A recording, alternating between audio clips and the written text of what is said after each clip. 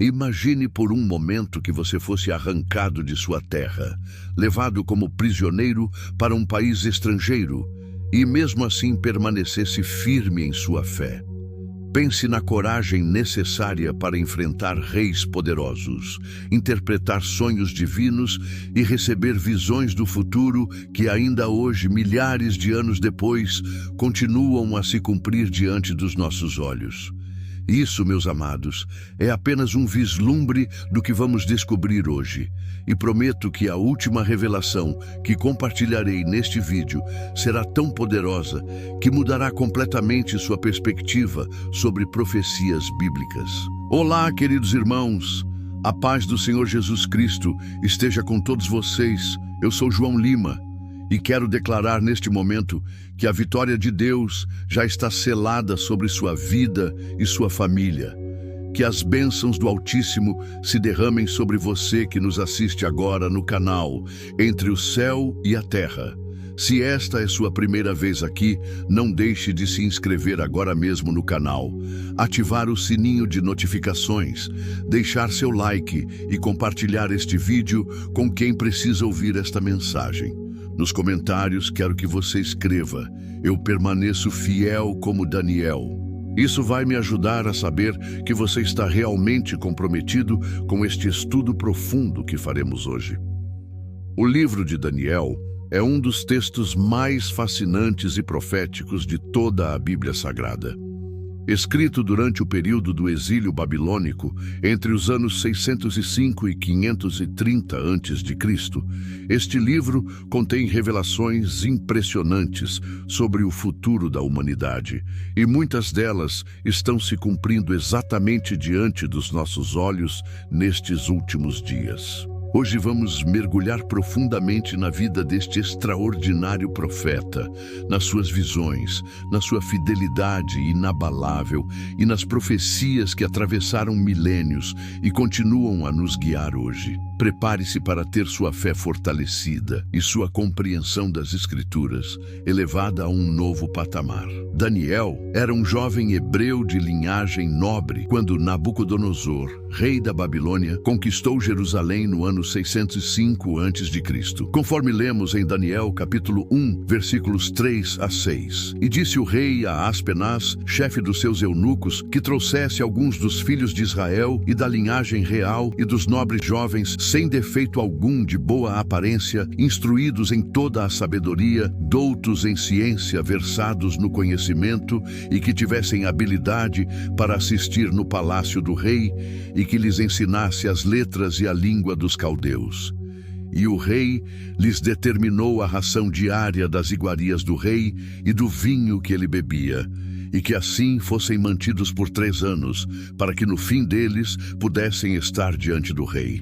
E entre eles se achavam dos filhos de Judá, Daniel, Ananias, Misael e Azarias. O que vemos aqui, meus amados irmãos, é uma estratégia clara do Império Babilônico: capturar os jovens mais promissores de Israel, aqueles que poderiam se tornar futuros líderes, e transformá-los em servos leais à Babilônia. Era uma forma de apagar a identidade cultural e religiosa destes jovens e assimilá-los à cultura pagã babilônica. O Dr. Walter Kaiser, renomado arqueólogo e estudioso bíblico, confirma que esta era uma prática comum dos impérios antigos. As escavações em Babilônia revelaram tabletes cuneiformes que descrevem exatamente esse tipo de programa de reeducação para jovens estrangeiros capturados.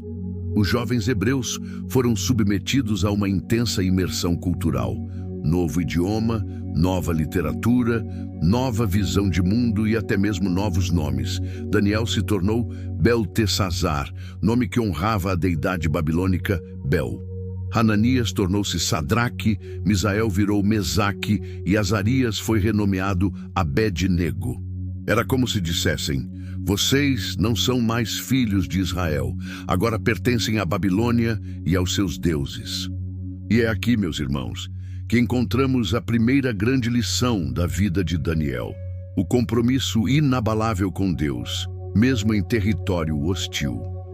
O versículo 8 do primeiro capítulo nos diz: Daniel, porém, propôs no seu coração não se contaminar com a porção das iguarias do rei, nem com o vinho que ele bebia. Portanto, pediu ao chefe dos eunucos que lhe permitisse não se contaminar. Note bem, Daniel propôs no seu coração. Esta não foi uma decisão impulsiva ou superficial. Foi uma resolução profunda, um compromisso firme com sua identidade como adorador do único Deus verdadeiro. Em um ambiente onde tudo conspirava para que ele abandonasse sua fé, Daniel decidiu permanecer fiel. É impressionante perceber que Daniel não contestou tudo o que lhe foi imposto. Ele aceitou o novo nome, aprendeu a nova língua, estudou a literatura babilônica. Mas quando chegou ao ponto de comprometer sua fidelidade a Deus através da alimentação que poderia ser consagrada a ídolos, ele traçou uma linha que não iria cruzar. Queridos irmãos que me assistem, quantas vezes somos pressionados a comprometer nossa fé? Quantas vezes o mundo tenta nos rebatizar com novos valores, novas prioridades, novas identidades que contradizem nossa fé em Cristo? A lição de Daniel é clara. Podemos nos adaptar a muitas circunstâncias, mas jamais devemos comprometer os princípios fundamentais de nossa fé. E Deus honrou a fidelidade de Daniel de maneira extraordinária. O texto nos diz que, ao final do período de teste, com uma alimentação alternativa de vegetais e água, estes jovens apareceram com melhor aspecto e mais gordos de carne do que todos os jovens que comiam das iguarias do rei. Deus abençoou sua obediência com saúde física superior. Mais do que isso, o versículo 17 nos revela: ora, a estes 4 jovens Deus deu conhecimento e inteligência em toda cultura e sabedoria, mas a Daniel deu inteligência de todas as visões e sonhos.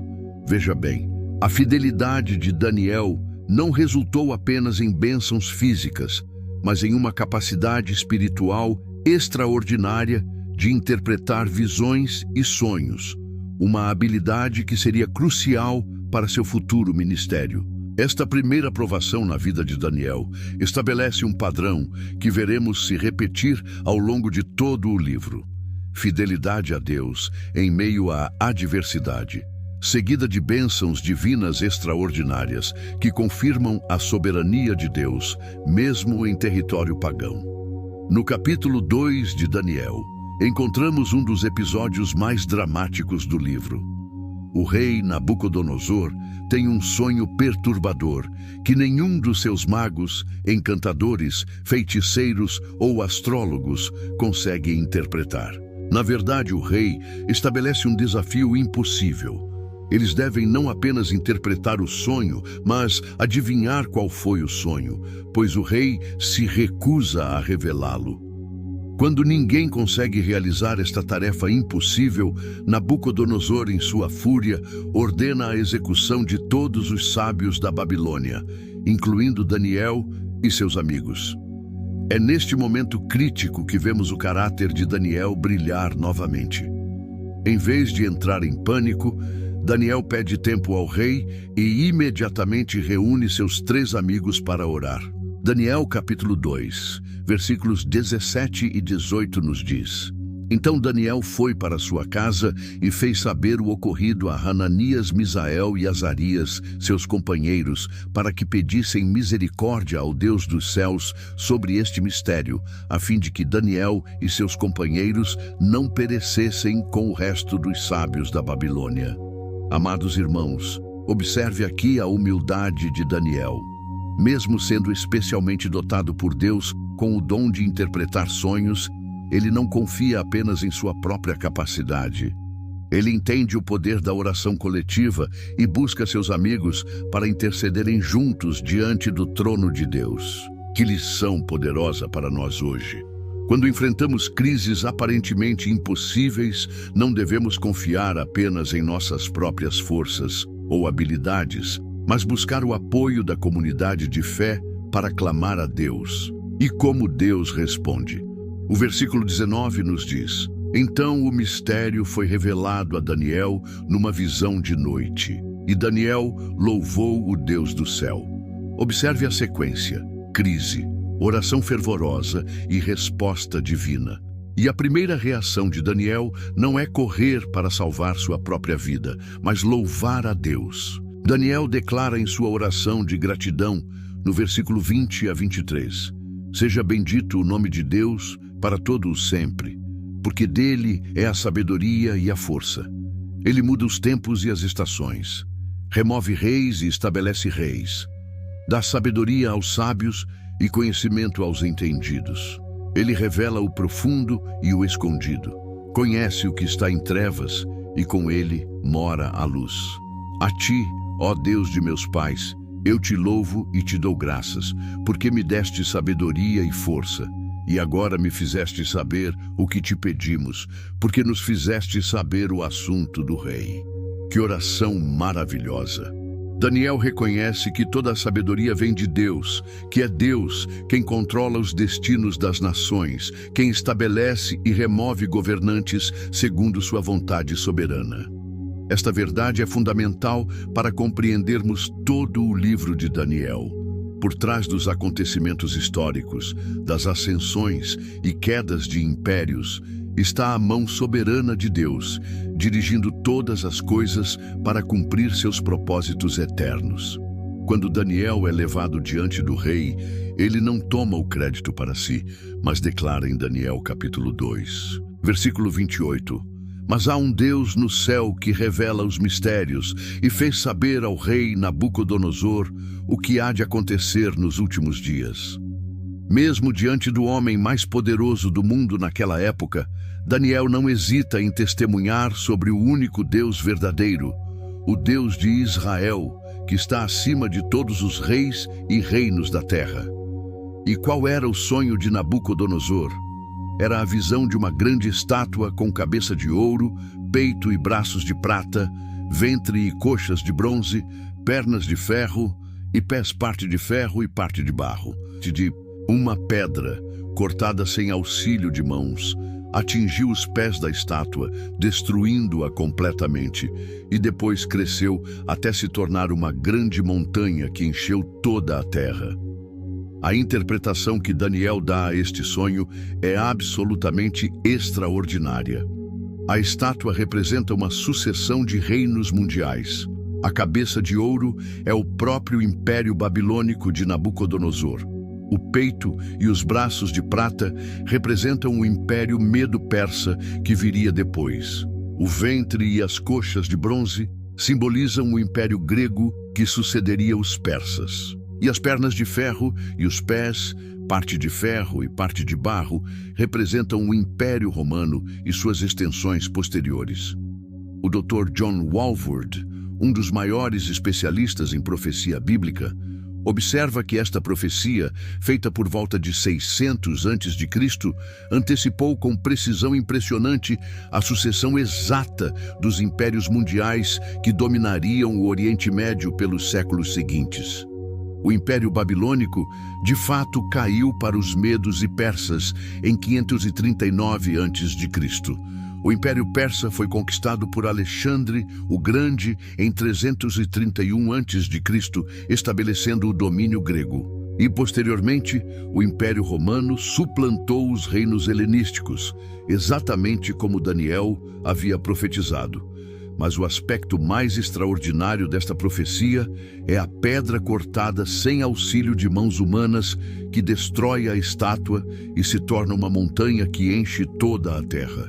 Esta pedra representa o reino eterno de Deus que será estabelecido na terra, destruindo todos os reinos humanos. Esta é uma profecia clara sobre o reino do Messias, de nosso Senhor Jesus Cristo, que virá para estabelecer seu domínio eterno sobre todas as nações. Queridos irmãos que me acompanham, parem por um momento e pensem na magnitude desta revelação.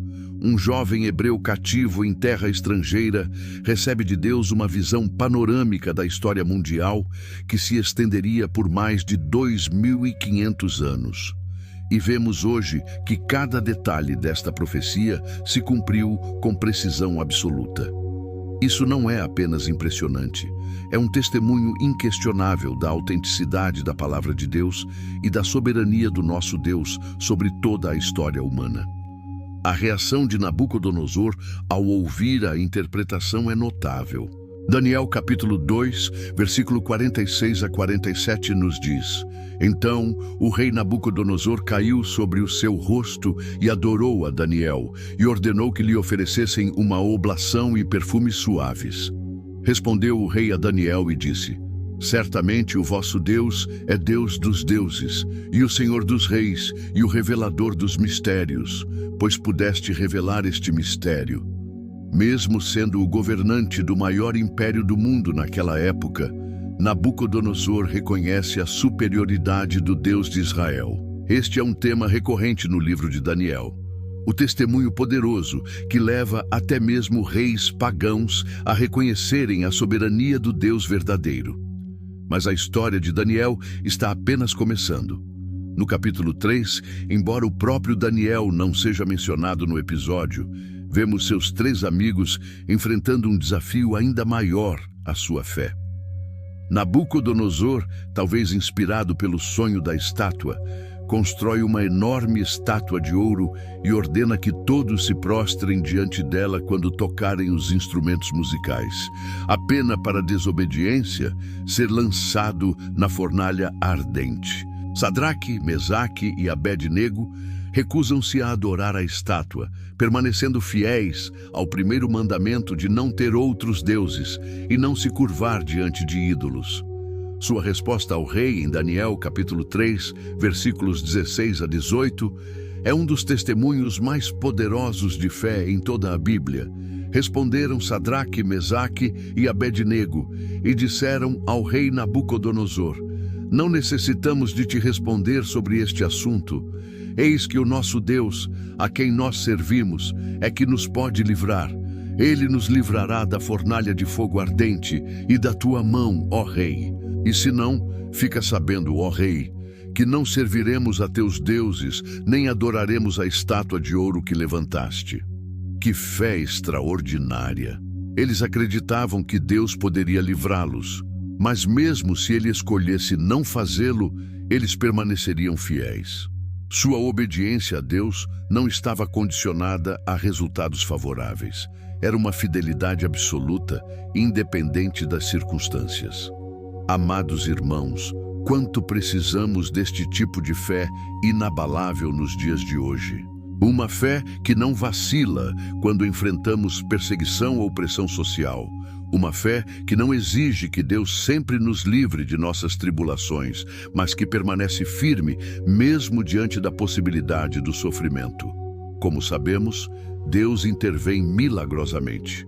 Quando os 3 jovens são lançados na fornalha aquecida 7 vezes mais que o normal, o próprio rei testemunha algo extraordinário. Daniel, capítulo 3, versículos 24 e 25 registra: Então o rei Nabucodonosor, espantado, levantou-se depressa e falou, dizendo aos seus conselheiros: Não lançamos nós 3 homens atados dentro do fogo? Responderam ao rei e disseram: É verdade, ó rei. Respondeu ele e disse: Eu, porém, vejo 4 homens soltos que andam passeando dentro do fogo sem sofrer nenhum dano, e o aspecto do quarto é semelhante ao Filho dos Deuses. O Dr. Michael Heiser, estudioso de línguas semíticas antigas, observa que a expressão Filho dos Deuses, na língua original, pode ser entendida como uma referência a um ser angélico ou divino. Muitos teólogos cristãos, ao longo dos séculos, têm visto nesta figura misteriosa uma manifestação pré-encarnada de Cristo, o que chamamos de teofania. Seja como for, esta passagem ilustra uma verdade preciosa. Deus está conosco mesmo no meio do fogo das tribulações. O próprio Jesus prometeu em Mateus capítulo 28, versículo 20: Eis que eu estou convosco todos os dias até a consumação dos séculos. O Senhor não nos promete uma vida sem fornalhas ardentes, mas promete estar conosco dentro da fornalha. E quando ele está presente, o fogo que deveria nos destruir acaba apenas consumindo as cordas que nos amarram. O resultado é que Nabucodonosor, mais uma vez, reconhece a superioridade do Deus de Israel, decretando que ninguém em seu reino poderia falar qualquer coisa contra o Deus de Sadraque, Mesaque e Abednego, porquanto não há outro Deus que possa livrar como este.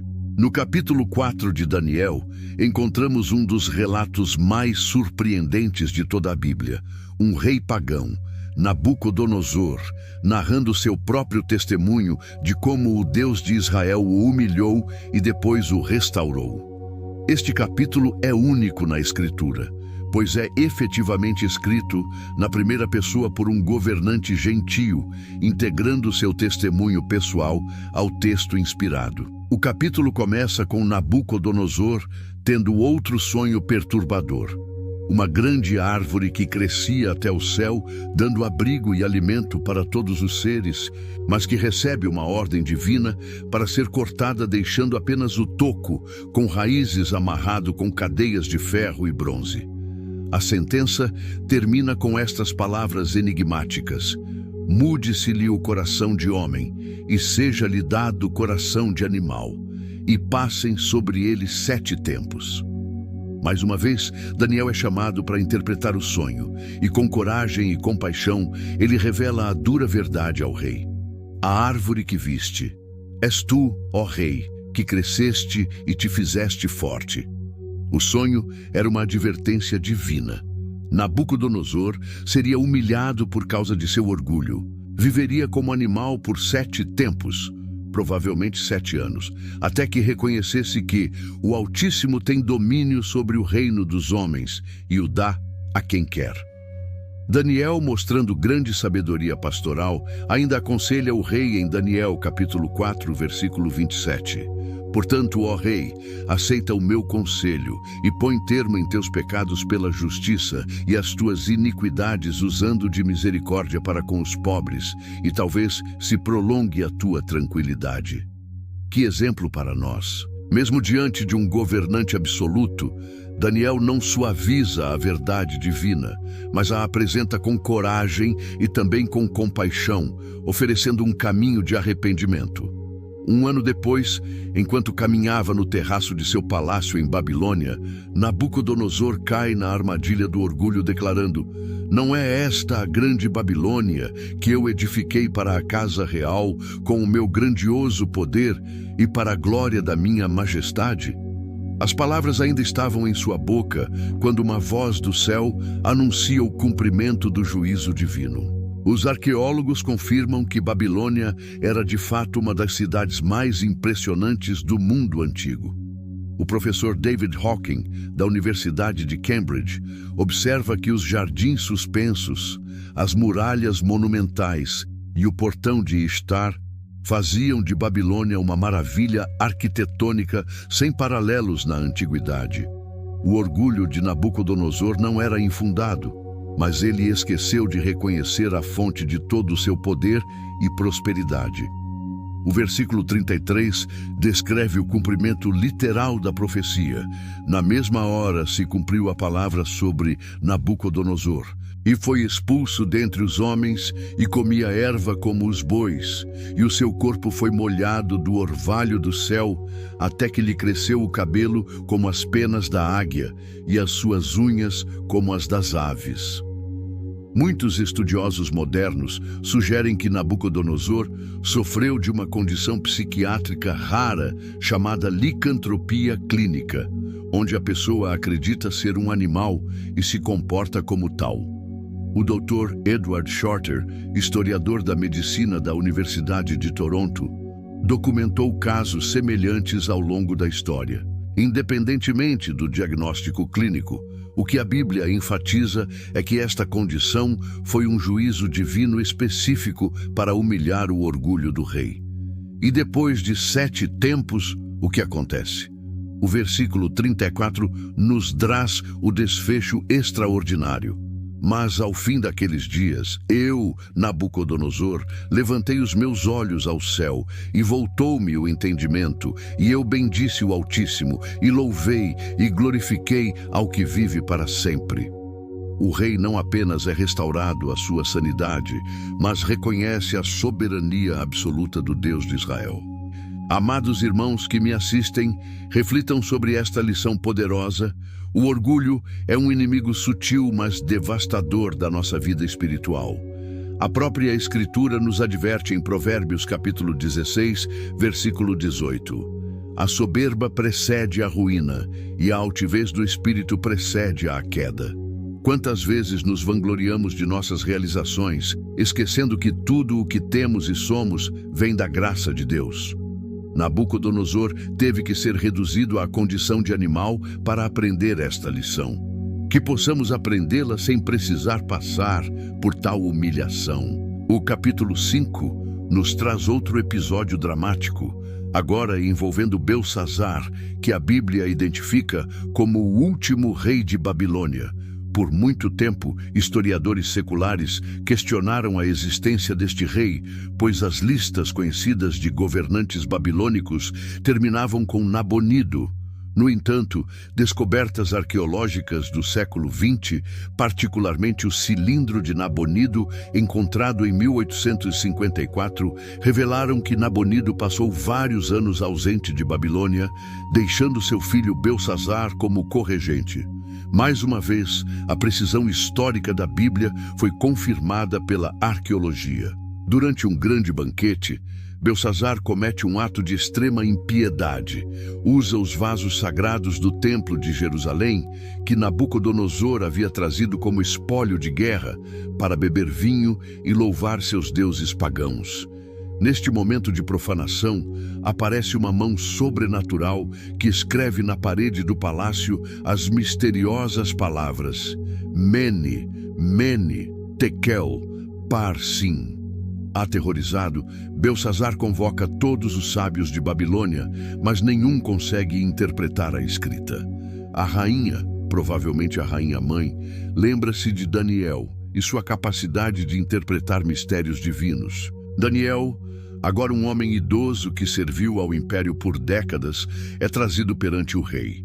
Antes de interpretar a escrita, Daniel faz algo notável. Ele dá uma aula de história a Belsassar, relembrando como Deus havia humilhado Nabucodonosor por causa de seu orgulho. Daniel capítulo 5, versículos 22 e 23, registra sua repreensão direta.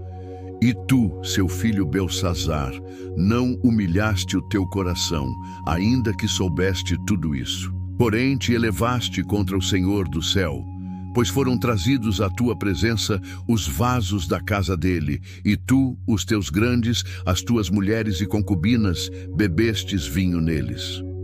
Além disso, deste louvores aos deuses de prata, de ouro, de bronze, de ferro, de madeira e de pedra, que não veem, não ouvem, nem sabem, mas a Deus, em cuja mão está a tua vida, e todos os teus caminhos a ele não glorificaste. Que coragem extraordinária! Um cativo hebreu, agora idoso, confrontando o monarca absoluto de um império mundial com uma mensagem de julgamento divino. Esta é a autoridade moral que vem de uma vida de integridade e comunhão com Deus. A interpretação da escrita na parede é igualmente direta. Mene, Deus numerou o teu reino e lhe pôs fim. Tekel, pesado foste na balança e foste achado em falta. Pérez, dividido foi o teu reino e dado aos medos e aos persas. Naquela mesma noite, a profecia se cumpre. Babilônia cai diante dos exércitos medo-persas e Belsassar é morto. Historiadores modernos confirmam que a queda de Babilônia para os persas em 539 a.C. ocorreu exatamente como Daniel descreve. Durante uma noite de festa, quando a cidade estava distraída, os invasores desviaram as águas do rio Eufrates, que passava sob os muros da cidade, e entraram pelo leito seco do rio. O historiador grego Heródoto, escrevendo cerca de 80 anos após o evento, corrobora este relato bíblico. Com a queda de Babilônia, uma nova era começa. O domínio medo-persa. Exatamente como Daniel havia profetizado ao interpretar o sonho da estátua. Dario, o medo, assume o controle de Babilônia. E Daniel, por sua reputação de sabedoria e integridade, é nomeado como um dos 3 presidentes que governariam sobre os 120 sátrapas do império. No capítulo 6, encontramos talvez o episódio mais conhecido da vida de Daniel, sua fidelidade na oração que o leva à cova dos leões. O texto nos diz que Daniel se punha de joelhos 3 vezes ao dia e orava e dava graças diante do seu Deus, como também antes costumava fazer.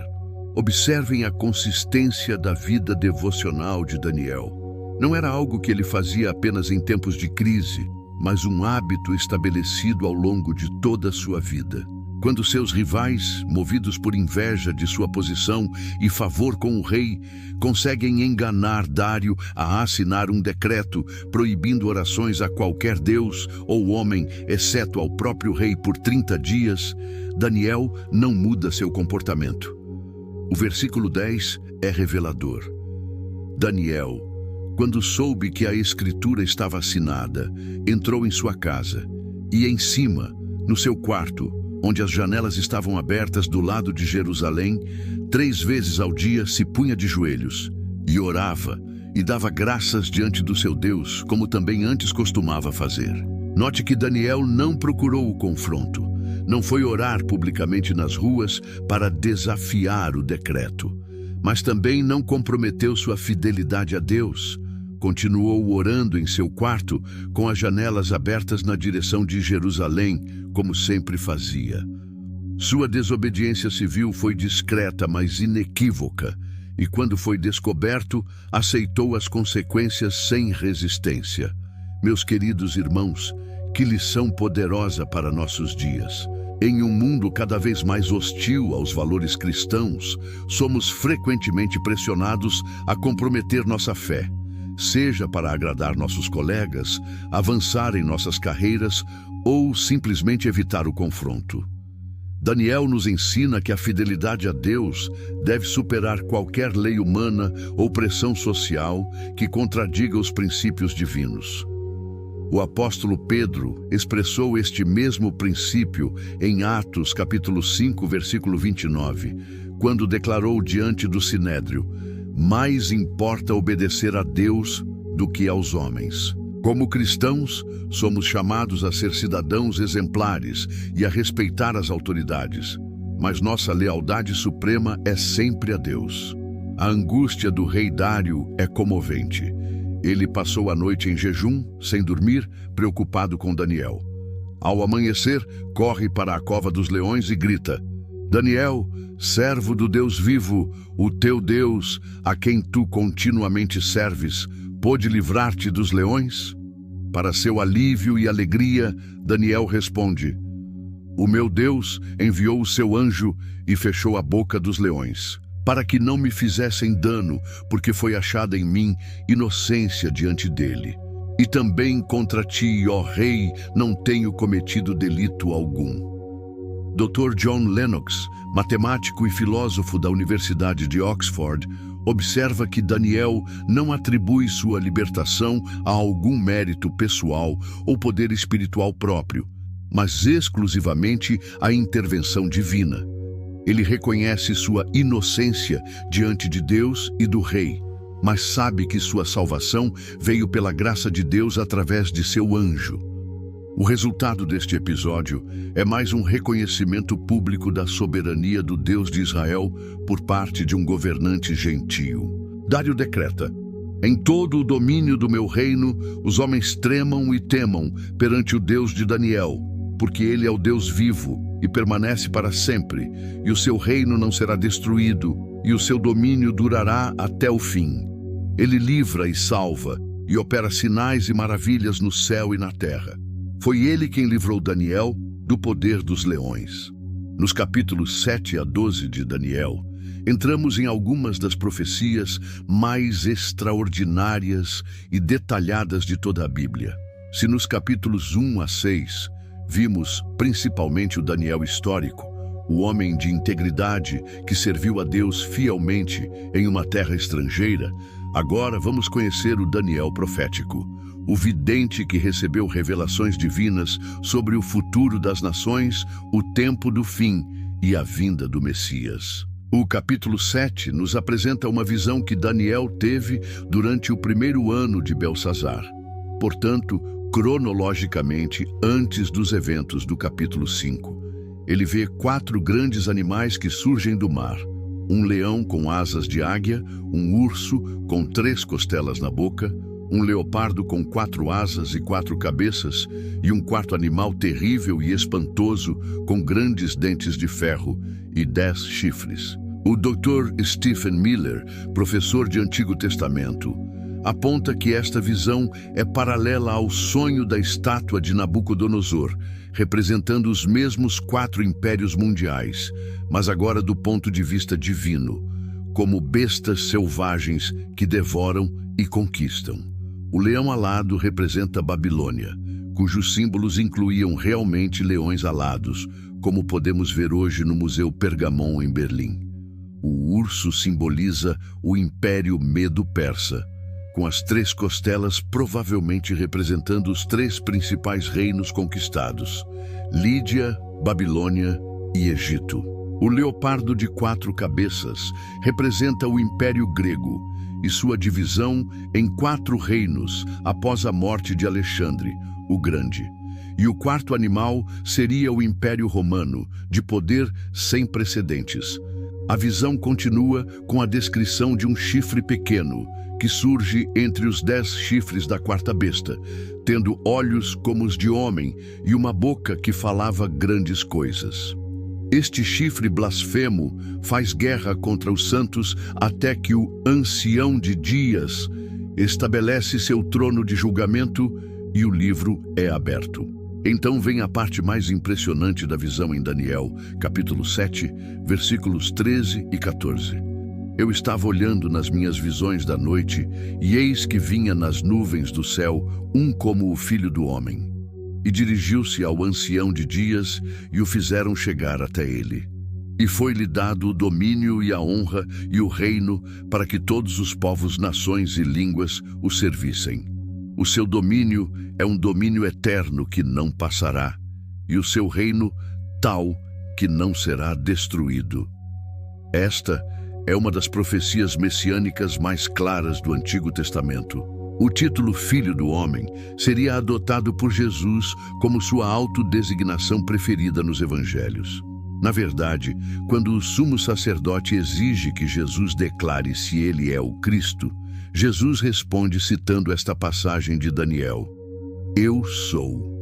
E vereis o Filho do Homem assentado à direita do Todo-Poderoso e vindo sobre as nuvens do céu. Marcos capítulo 14, versículo 62. Por esta declaração, baseada diretamente em Daniel 7, Jesus foi considerado culpado de blasfêmia e condenado à morte.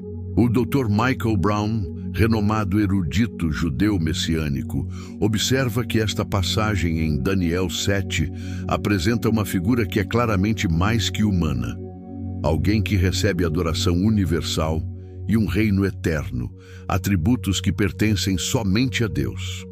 No entanto, esta figura também é descrita como semelhante a um filho do homem, indicando sua humanidade.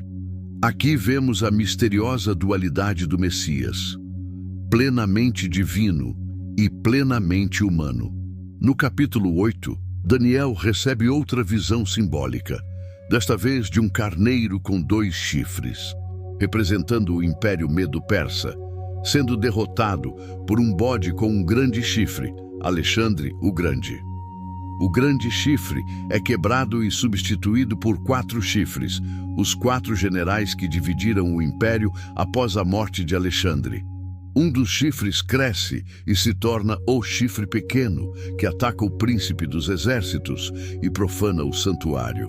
Esta profecia se cumpriu com notável precisão cerca de 400 anos depois, quando Antíoco IV Epifânio, governante do reino Seleucida, um dos 4 reinos divididos, profanou o Templo de Jerusalém em 167 a.C., oferecendo sacrifícios de porcos a Zeus e proibindo as práticas judaicas. Esta profanação levou à revolta dos Macabeus e à purificação posterior do templo, evento comemorado até hoje na festa judaica de Hanukkah. No capítulo 9, encontramos uma das profecias mais precisas sobre o tempo da vinda do Messias. Daniel, estudando as escrituras de Jeremias, percebe que os 70 anos de cativeiro estão prestes a terminar. Ele se volta a Deus em uma oração fervorosa de confissão e intercessão pelo seu povo. Em resposta, Deus envia o anjo Gabriel com uma revelação surpreendente, a profecia das 70 semanas. Daniel, capítulo 9, versículos 24 a 27. 70 semanas estão determinadas sobre o teu povo e sobre a tua santa cidade, para fazer cessar a transgressão, para dar fim aos pecados, para expiar a iniquidade, para trazer a justiça eterna, para selar a visão e a profecia e para ungir o Santo dos Santos. Sabe e entende. Desde a saída da ordem para restaurar e reconstruir Jerusalém até o Messias, o príncipe, haverá 7 semanas e 62 semanas. As ruas e as trincheiras serão reedificadas, mas em tempos angustiosos. E depois das 62 semanas, o Messias será cortado, mas não por si mesmo. E o povo do príncipe que há de vir destruirá a cidade e o santuário, e o seu fim será com uma inundação. E até o fim da guerra estão determinadas assolações. Ele firmará um pacto com muitos por uma semana, e na metade da semana fará cessar o sacrifício e a oferta de manjares. E sobre a asa das abominações virá o assolador, até que a destruição determinada seja derramada sobre o assolador. Esta profecia divide um período de 70 semanas, literalmente setes em hebraico, entendido como períodos de 7 anos, em 3 partes: 7 semanas, 49 anos, 62 semanas, 434 anos, e uma semana final, 7 anos. O Dr. Harold Hoyner, do Dallas Theological Seminary, em seu minucioso estudo cronológico, demonstra que, contando a partir do decreto de Artaxerxes para reconstruir Jerusalém em 444 a.C., registrado em Neemias capítulo 2, as 69 semanas, 483 anos, nos levam exatamente ao ano 33 depois de Cristo, o ano da crucificação de Jesus.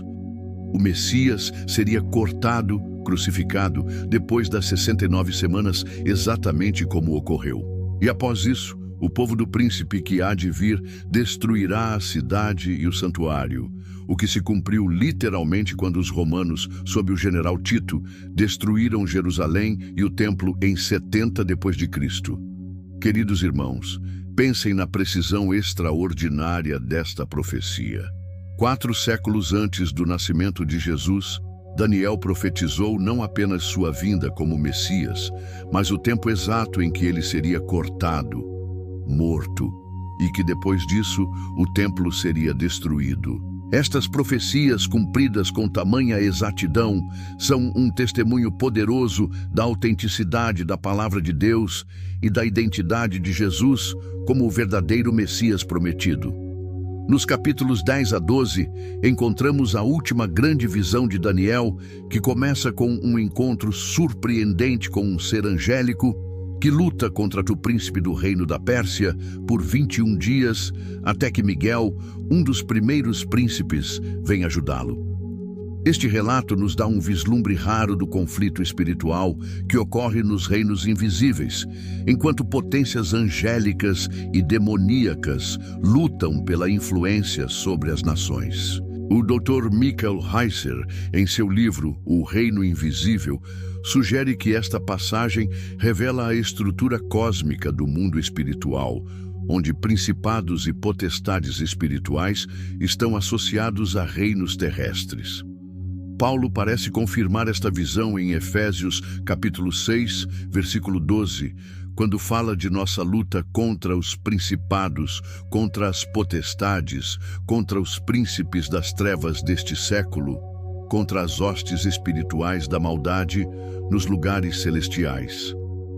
A visão continua com uma detalhada profecia da história futura, descrevendo conflitos entre o rei do norte e o rei do sul, termos que os historiadores identificam com os reinos Seleucida, Síria, e Ptolomaico, Egito, que se formaram após a divisão do Império de Alexandre.